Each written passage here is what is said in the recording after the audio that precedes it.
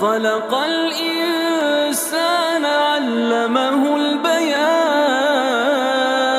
الشمس والقمر بحسبان والنجم